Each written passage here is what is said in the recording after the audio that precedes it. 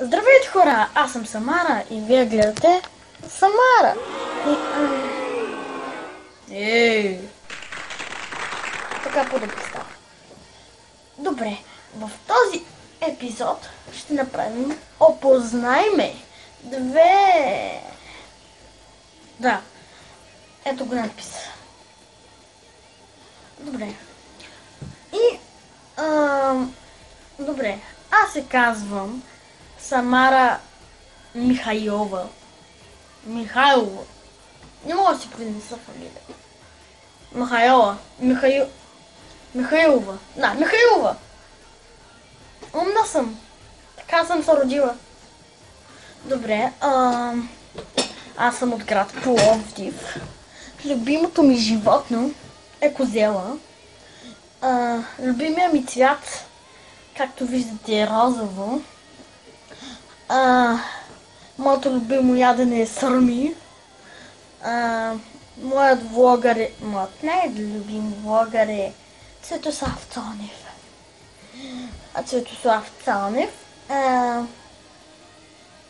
Моят любим музикант е Джастин Бибър. Да, нали певец, да кажем. Ако така го смятаме. Моята любима група е... Извинете. Моята любима група е... Извинете, много ме боли главичката. Моята любима група е Little Mix Salute. Добре.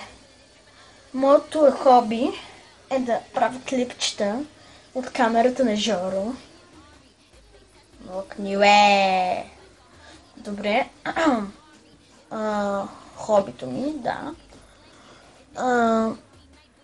Моят любим предмет е...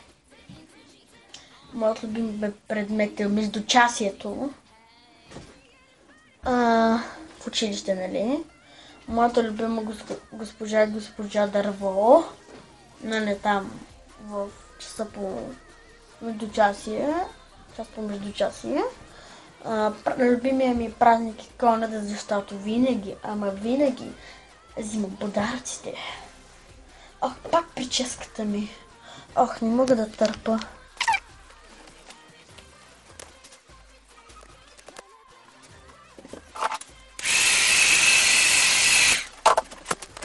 Докъде бях? Добре, така вече не отива. Да, празник, вече го казах. Имам брат, имам сестра, брат ми е Жоро. Аз казах брат ми е Жоро, всъщност нямам брат. Имам сестра. Тя не е тук, съжалявам за това. Не мога да... името ѝ е Преслава. Тя живее в София. Горката ми. Напусна му. Добре, само една сестра имам. Филм любимия ми е Хобит. Моят любим актьор е... Селена Гомес. Не пак е любима, просто ми е любима. Да, тя е добра актриса. На ДП ми е шишманка, която да пусна. Добре, това беше от мен, драги зрители. Довиждане, хора. Чао!